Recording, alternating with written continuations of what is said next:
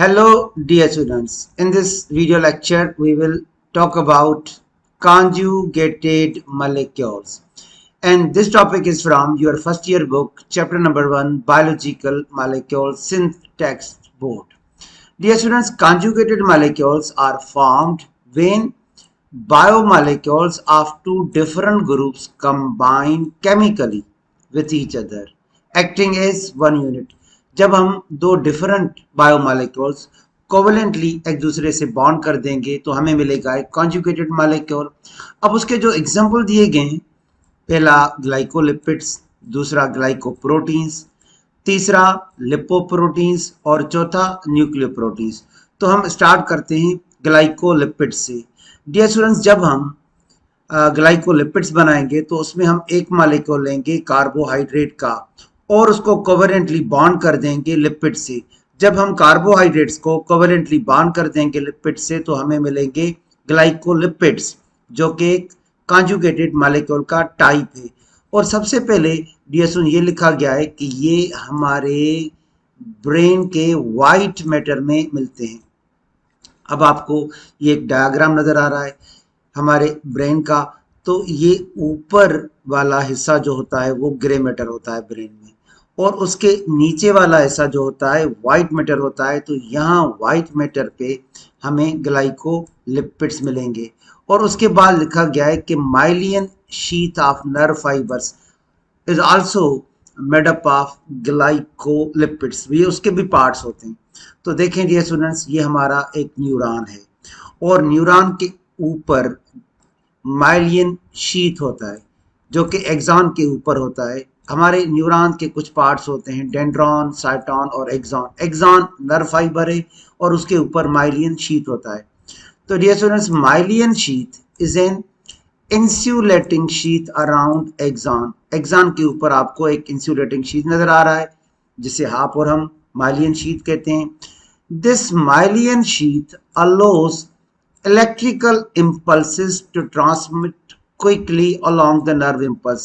ये एक इंसुलेटर का काम करता है, हीट लॉस को रिड्यूस कर देता है और जिसकी वजह से मॉलिक्यूलर मोशन बढ़ जाता है एक्सॉन में, नर्व फाइबर में, और जो नर्व इंपल्स होता है वो क्विकली ट्रैवल करता है माइलिनेटेड न्यूरॉन के एक्सॉन के थ्रू। उसके बाद ये स्टूडेंट्स ग्लाइकोलिपिड्स में लिखा गया है they are also found in inner membrane of chloroplast. तो ये आपको क्लोरोप्लास्ट में भी मिलेंगे। उसके बाद हम आते हैं दूसरे कॉन्जुगेटेड मॉलिक्यूल ग्लाइकोप्रोटीन्स की तरफ। How glycoproteins are form? They are conjugated molecules. जब हम कार्बोहाइड्रेट्स को कोवेलेंटली लिंक कर देंगे प्रोटीन से तो हमें कॉन्जुगेटेड मॉलिक्यूल्स मिलेंगे ग्लाइकोप्रोटीन्स। और डियर स्टूडेंट्स, ग्लाइकोप्रोटीन्स को म्यूकॉइड्स भी कहा जाता है। Why they are called mucoids? The meaning of mucoid is resembling mucus. तो डियर स्टूडेंट्स, इनका जो ग्लाइकोप्रोटीन्स का जो अपीयरेंस होता है वो म्यूकस लाइक होता है, जिसकी वजह से इन्हें म्यूकॉइड भी कहा जाता है। उसके बाद डियर स्टूडेंट्स एग्जाम्पल दिए गए कि ये जो ग्लाइकोप्रोटीन होते हैं ये डियर स्टूडेंट्स ट्रांसपोर्ट प्रोटीन्स होते हैं सेल मेम्ब्रेन में।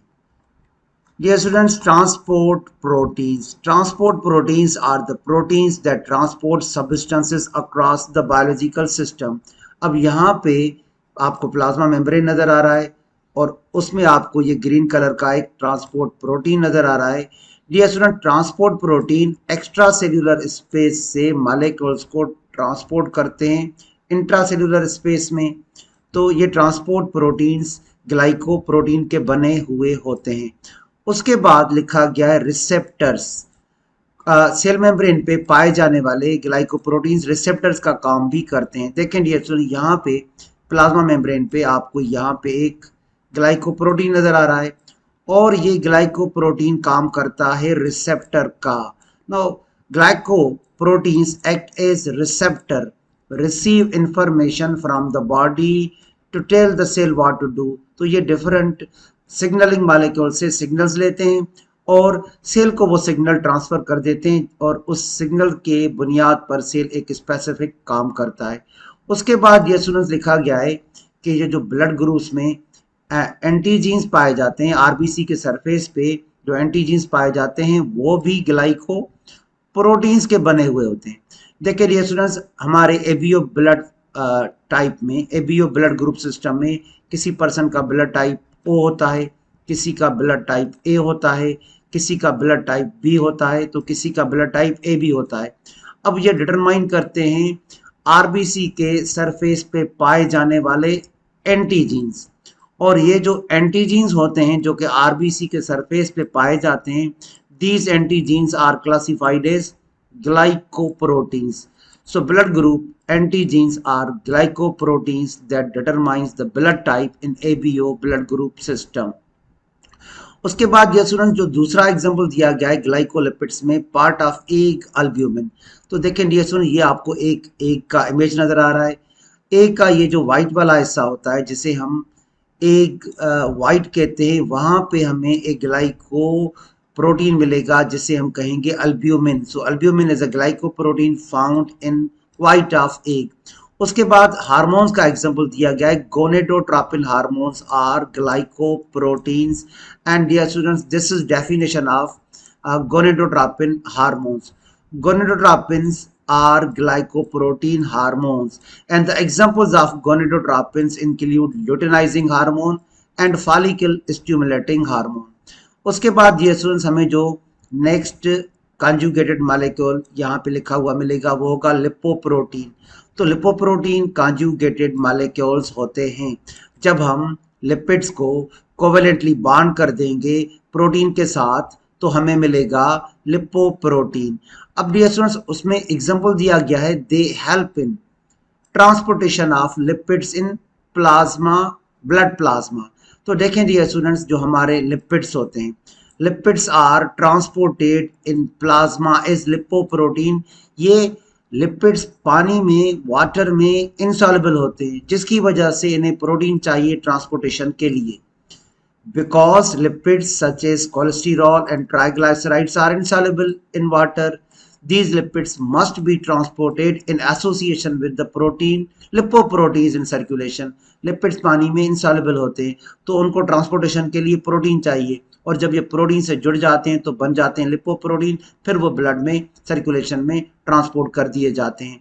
और डियर स्टूडेंट्स ये जो लिपोप्रोटीन होते हैं वो कंपोनेंट होते हैं माइटोकॉन्ड्रिया की मेम्ब्रेन में, एंडोप्लाज्मिक रेटिकुलम की मेम्ब्रेन में, न्यूक्लियर मेम्ब्रेन में, एग यॉक में और क्लोरोप्लास्ट के मेम्ब्रेन में।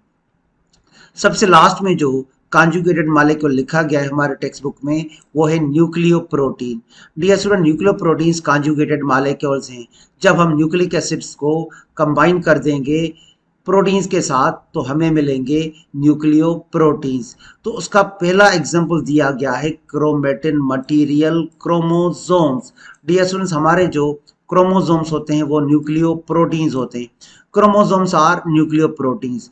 अब आप इस डायग्राम को देखिए, यहाँ पे आपको एक डुप्लीकेटेड क्रोमोसोम नजर आ रहा है और ये डुप्लीकेटेड क्रोमोसोम डियर स्टूडेंट्स बनता है कंडेंसेशन ऑफ क्रोमेटिन। क्रोमेटिन की कंडेंसेशन से बनता है तो कंडेंसेशन में आपको डीएनए भी नजर आ रहा है और यहाँ पे आपको हिस्टोन प्रोटीन भी नजर आ रहे हैं। तो डियर स्टूडेंट्स क्रोमेटिन क्या है? Chromatin is composed of DNA and histone protein, और ये सेल डिवीजन के दौरान कंडेंस हो जाता है क्रोमोसोम्स में। तो हमारे क्रोमोसोम या क्रोमेटिन के दो पार्ट्स हो गए, एक हो गया प्रोटीन पार्ट और दूसरा हो गया न्यूक्लियो पार्ट। जब हम प्रोटीन को न्यूक्लिक एसिड के साथ कंबाइन करेंगे तो हमें मिलेंगे न्यूक्लियोप्रोटीन। तो हमारे क्रोमेटिन में या फिर हमारे क्रोमोसोम में जो प्रोटीन पार्ट होता है वो हिस्टोन प्रोटीन होता है और जो न्यूक्लिक एसिड पार्ट होता है वो डीएनए होता है। इस वजह से हमारे क्रोमोसोम या क्रोमेटिन को क्लासीफाई किया जाता है एज अ न्यूक्लियोप्रोटीन। और सबसे डियर स्टूडेंट्स लास्ट में एग्जांपल दिया गया है राइबोसोम्स। ये भी जो है वो न्यूक्लियोप्रोटीन का एक एग्जांपल है। देखिए dear students, ribosomes are nucleoproteins in which prosthetic group is nucleic acid। जब हम प्रोटीन से नॉन प्रोटीन कंबाइन करते हैं तो नॉन प्रोटीन को प्रोस्थेटिक ग्रुप कहा जाता है। अब आप देखें राइबोसोम के दो यूनिट्स होते हैं, एक स्मॉलर सब यूनिट और दूसरा लार्जर यूनिट। सब यूनिट। अगर हम स्मॉलर सब यूनिट की बात करें तो वो भी राइबोसोमल आरएनए और प्रोटीन का, डिफरेंट टाइप्स ऑफ प्रोटीन का बना हुआ होता है। अगर हम लार्जर सब यूनिट की बात करें तो वो भी राइबोसोमल आरएनए और डिफरेंट प्रोटीन्स का बना हुआ होता है। इस वजह से ये जो राइबोसोम्स होते हैं उनको भी क्लासीफाई किया गया है as a nuclear proteins. That's all about the conjugated molecules and different types of conjugated molecules. Thank you, dear students.